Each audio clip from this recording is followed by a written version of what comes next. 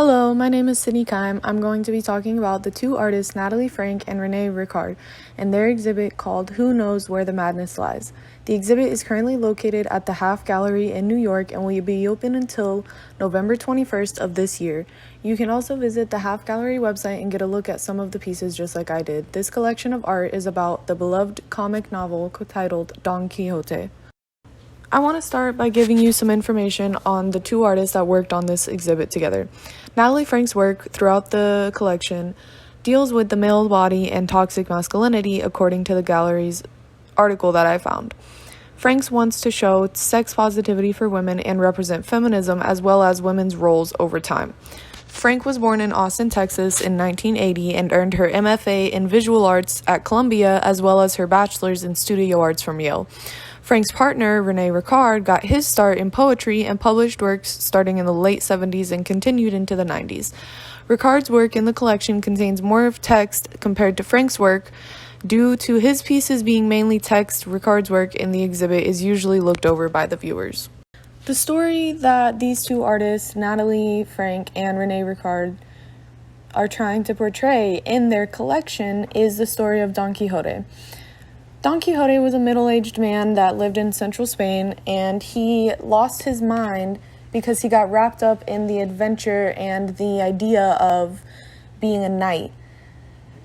Because of this, he set out to become a knight and to serve his country, and eventually just wandered around lost in his own mind. And that's what these two artists were trying to show through their art, as well as the untold sides that aren't really talked about as much, such as how disrespectful Don Quixote was to women, which is what Frank tries to show through her artwork of males.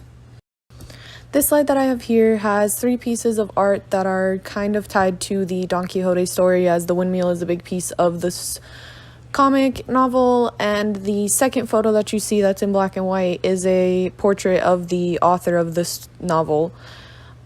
And I just thought it would be interesting to show a few different styles of artwork that people have done over the time of this story. When looking at the artwork of each of the different artists in this collection, I like Frank's art probably the most out of the two artists that contributed to the collection. I like how she uses almost a creepy imagery in her artwork, like the faces look almost scary when you're looking at them. She has very colorful palette choice as well as monotone choice as you look throughout the work. Majority of it's colorful, with very bright blues and bright reds and yellows. You can see that her main focus is the male body in its form. You could almost say that she takes on the classical Greek art style that is all about the perfect human form, usually male bodies. Her work is very detailed and easy to comprehend if you know the story that she's trying to represent. Like most people that view this collection, I prefer Frank's artwork over Ricard's. It's not that Ricard's work isn't good or anything. It just that Frank's artwork, it has a little bit more things to look at, a little bit more focal points.